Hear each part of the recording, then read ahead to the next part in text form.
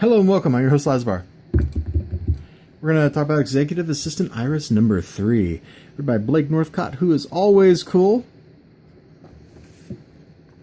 Art by Donnie Tran. Colors by Omi Rimolante Jr. And lettering by James Reed. Oh, the lettering.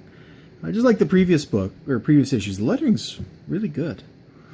Only thing is, her notebook, look.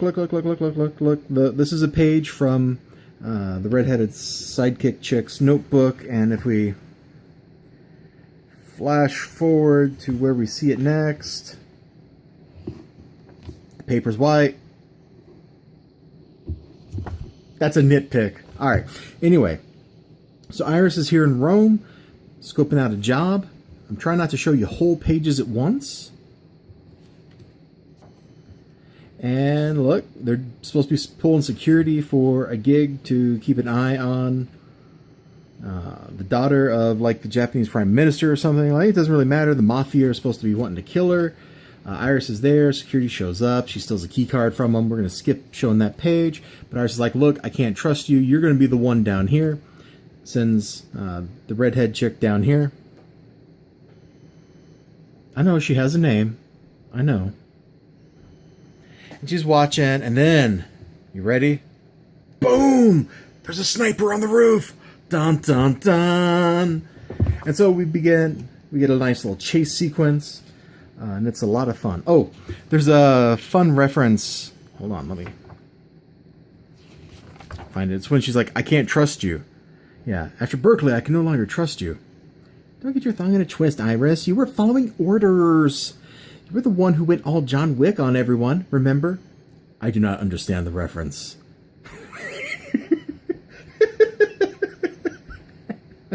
That's a good reference right there.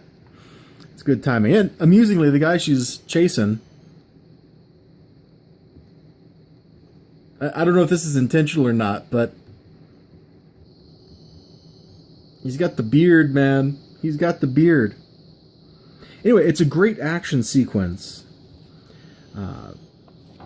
She knocks him off the motorcycle. They get in some fighting. She eventually wins, and she finds out he was a security dude working for Ameriguard, Magnus competition. So Iris naturally does what any hot-blooded character in an action story does. She goes back to the person who's setting her up and has a confrontation. And the confrontation doesn't go so well.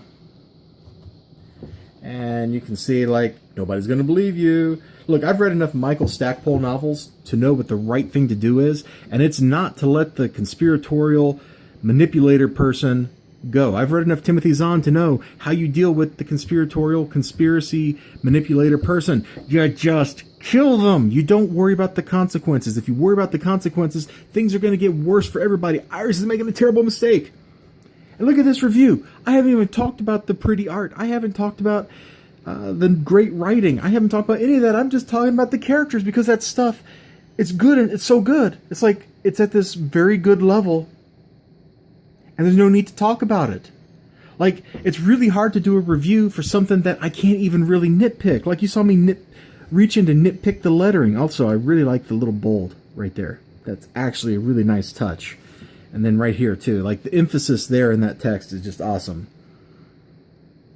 Don't know enough Italian to nitpick the writing here, but the writing is fun. They bounce from panel to panel. It's fast. You start getting, like in the last issue, there's like the definite feeling that something was going wrong. I'm looking forward to that. And I might check out that Artifact Zero. I am loving all this Aspen stuff since I started checking it out. And the writing is good. Like her inner monologue when she's fighting this guy. And judging by his hubris, he's very good at his job. Something about this does not feel right. The chase, the fight, the mafia bringing in a freelancer to do a job on their behalf. He's American, judging by his accent.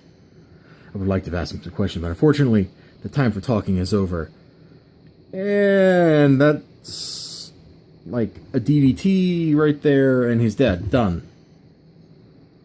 And her writing, she has an admission in here somewhere in the cocktail party scene when she's got the drink in her hand. She's like, I have Cotard's delusion, except I actually can't be killed. But look at the surprised look on her face.